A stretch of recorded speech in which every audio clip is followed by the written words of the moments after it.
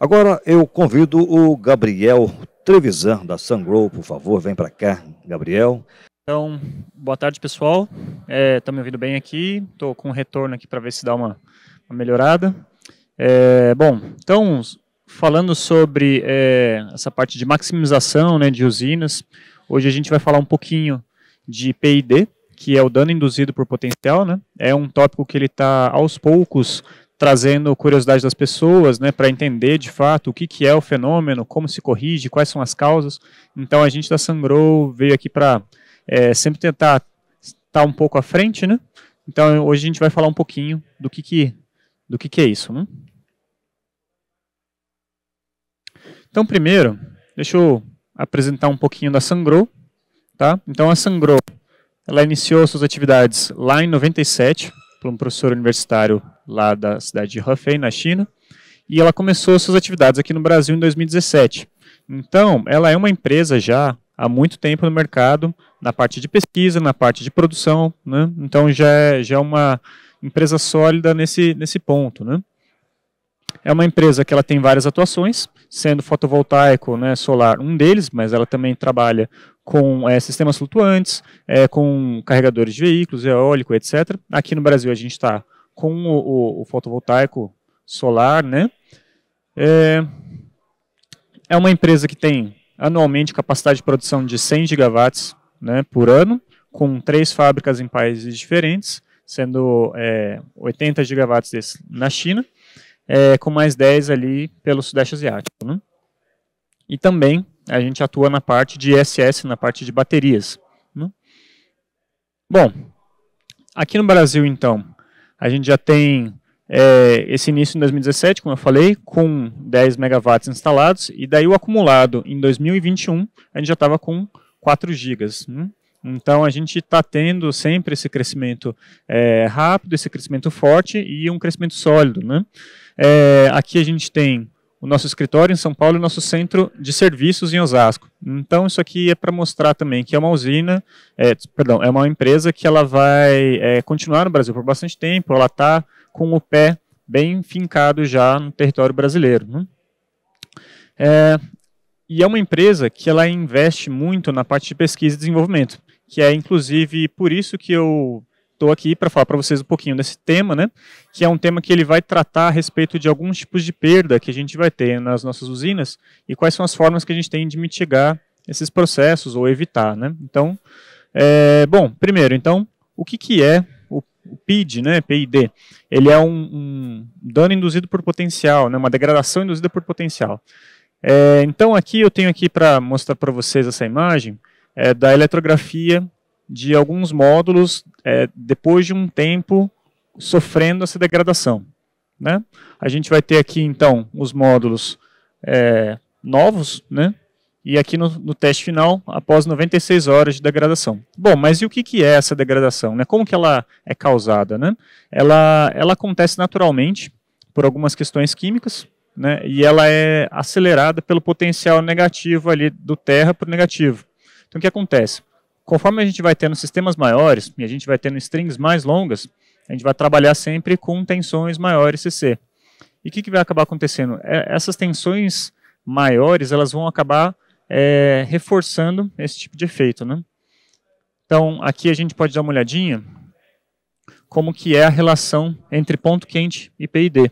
Então, em alguns pontos, a gente pode dar, quando a gente estiver falando de degradação, né, quando a gente estiver fazendo essa análise termográfica ou de eletroluminescência, a gente vai poder enxergar esse PID acontecendo.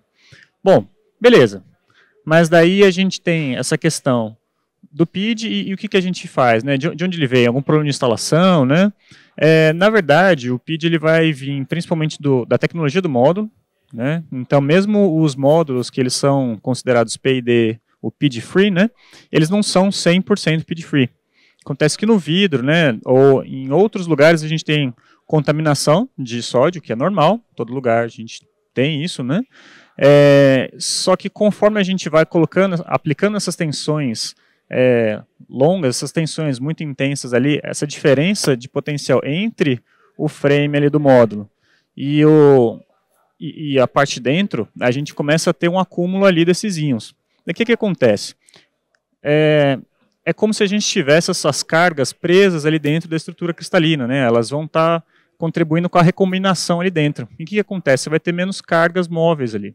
Então acontece que o seu módulo ele não vai ter todo esse potencial que ele deveria ter com o passar do tempo. Né? Então, mesmo que a gente faça uma boa instalação, mesmo que a gente faça N formas, né, a gente consegue ter esse fenômeno mesmo numa instalação considerada padrão, certo? Bom, mas e aí? Né? Como que a gente vai fazer com isso agora, então? Né? Já que eu estou falando que é uma questão que não depende da instalação, né? Bom, aqui então, só para exemplificar, né? Então, quanto mais negativa a tensão, mais o que a gente vai poder fazer com isso. O que a gente tem de fato de ganho, né? Ou perda, no caso, né? Alguns estudos que a gente tem sobre o PID, eles são feitos em testes em locais diferentes e tem algumas formas de modelar, mas tem três coisas, na verdade, que vão influenciar muito no PID. Né? Uma delas é temperatura, segunda é a umidade relativa do ar e a outra é a tensão CC aplicada ali, a diferença de tensão entre o frame e a própria célula. Né? Então, a gente pode ver aqui, por exemplo, em locais com baixa umidade relativa, né, a gente tem essa queda menos acentuada. Quando a gente tem um lugar com, por exemplo, 95% aqui de umidade relativa, depois de 192 horas de efeito acumulado, a gente começa a ter ali em torno de 87% dos módulos, né, da célula em estudo. Então, poxa, 87%, né, comparado com o 100 que a gente tem, dependendo do tamanho da usina, isso já começa a ficar expressivo. Né? Então, beleza. E aí? Né? O que a gente vai fazer? Existem três formas, no geral, né, da gente conseguir resolver isso. Então, vamos dividir em duas categorias. A primeira delas é a gente evitar esse fenômeno, e a outra delas é a gente reverter esse fenômeno. Então, como eu falei, que essas cargas é como se elas ficassem presas ali dentro da estrutura. Então, o que a gente pode fazer? Não deixá-las entrarem, é um ponto, ou a gente expulsar elas, né, esse seria o segundo ponto. Mas vale lembrar que algumas tecnologias de módulo, elas não permitem essa recuperação. Então, por exemplo, os módulos de telureto de cádmio, por exemplo, embora eles não sejam tão utilizados, eles não têm essa possibilidade de reversão do PID. Então, em alguns casos, é necessário que a gente evite que isso aconteça. Tá? Então, a gente tem aqui, separado visualmente, né, a gente tem a recuperação de PID, a gente tem o anti-PID, e daí do anti-PID, né, que a gente evitar que isso aconteça, a gente tem duas formas diferentes. A gente pode fazer uma elevação no lado CA, uma elevação no lado CC. Primeiro, mais básico, a gente está falando aqui da recuperação do PID. Então, a recuperação do PID ela já está nos inversores da Sungrow, tá? Desde do nosso RS, do RTSX e o HV também. Então, o que ela vai fazer? Basicamente, durante a noite, a gente vai reverter essa corrente aqui que está passando. Então, qual que é a ideia? Você manter os módulos, né, durante a noite com uma tensão reversa para poder correr essa corrente ao contrário e tirar essas cargas dali. Né? Então, com o tempo, a gente consegue reduzir bastante essas perdas. Né? Isso é um fenômeno, no nosso caso, para módulos tipo P e tal, que é o que a gente usa hoje em dia, ele é bem reversível.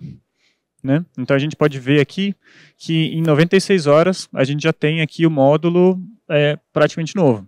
Tá? Poxa, mas 96 horas, bastante tempo, né? E aí, será que a gente consegue garantir que só nas 12 horas de noite a gente consegue ter essa recuperação total, né? Esse é um ponto que ele está em estudo e é um ponto que ele varia bastante de região para região, de planta para planta. Então, em alguns casos, a gente prefere não lidar com isso. A gente prefere evitar que esse fenômeno aconteça. Tá? Bom, quando eu falo praticamente novo, né, o que eu quero dizer? Então, isso aqui é uma planta que a gente tem, de 5.5 megas, né, em Xinjiang, e o que acontece é que a gente pegou dois módulos diferentes e fez a comparação antes e depois do PID, né? E a gente consegue ver aqui que os parâmetros deles, eles conseguem voltar até melhor do que eles estavam antes, né? Então, quando a gente pega a estatística de tudo isso, a gente tem essa ideia de que os módulos eles conseguem voltar para um estado praticamente novo. Bom, E como que a gente faz para evitar, então, como eu falei, né? Não é uma questão nem sempre de recuperação, às vezes isso simplesmente não é possível, né? Isso aqui é uma coisa que a gente vê bastante no GC, né? Porque hoje em dia aqui no Brasil é muito comum que a gente tenha o neutro aterrado nos transformadores, então a gente não consegue fazer esse levantamento aqui, CA ou CC, nas instalações, por exemplo, residenciais e comerciais, mas quando a gente está falando de uma usina de GC, isso já é possível. E o que ele faz exatamente? Então, como eu comentei, a ideia é que a gente evite que essas cargas elas se fixem ali na estrutura. E essas cargas elas se fixam porque tem uma diferença de potencial ali entre o frame, que está aterrado, e a célula. Então, por que a gente não levanta esse ponto, né? Levanta o potencial. Então, na prática, né, seria uma fontezinha CC, que a gente vai colocar aqui no lado de entrada, e isso vai evitar com que essas cargas se aloquem ali dentro. Tá? Qual que é o problema do levantamento CC? É que a gente vai precisar de uma fonte dessa por inversor. Dependendo do caso, isso pode acabar ficando um pouco inviável. Então, qual é a outra solução que a gente tem? A gente pode fazer um levantamento ali no lado CA, né? Então, isso aqui é uma solução que a gente já tem no nosso 350, que ele vai vir com essa função também de levantamento CA para o lado, para a função anti-PID, né? Bom, e tem alguns casos, né, que a gente não vai precisar disso. Então, quando a gente está falando em GC, por exemplo, a gente tem alguns casos, talvez vocês já possam ter visto, que é do aterramento do lado negativo direto, né? Ele precisa de algumas questões adicionais, precisa de monitoramento de corrente, né? Ele vai precisar monitorar essa diferença de potencial ali entre o terra e o neutro, mas é possível a gente fazer isso. Então a gente começa a ter essas questões já dentro do GC. Então por que esse ponto é importante? Por que esses pontos, no final das contas, eles começam a aparecer? Então cada vez mais a gente vai vendo que a tecnologia da indústria de solar, né, a gente começa a ter que extrair cada vez mais do que a gente já tem. Então, quando a gente tem perdas de qualquer forma que a gente pode evitar, a gente já começa a trabalhar nesse ponto, né? Quando a gente está falando no lado CA, por exemplo, em usinas maiores, a gente tem que, por exemplo, em alguns casos, redimensionar cabos. Então, porque a gente está subindo a tensão, a gente vai precisar, talvez, de uma isolação melhor. Então, são vários pontos que eles aparecem e que é importante que a gente esteja atento nesse tipo de situação, tá? Porque a gente pode acabar sendo pego de surpresa, dependendo da planta. Às vezes a gente investe um valor considerável e a gente acaba tendo que ter mudanças no meio do projeto depois que tudo já está fechado. Tá? Bom, então eu tentei correr um pouquinho, porque a gente já estava bem em cima da hora. Basicamente, então, só para complementar com a nossa linha de produtos, né? Então, os nossos produtos, eles vão desde o residencial ao comercial, para o central também.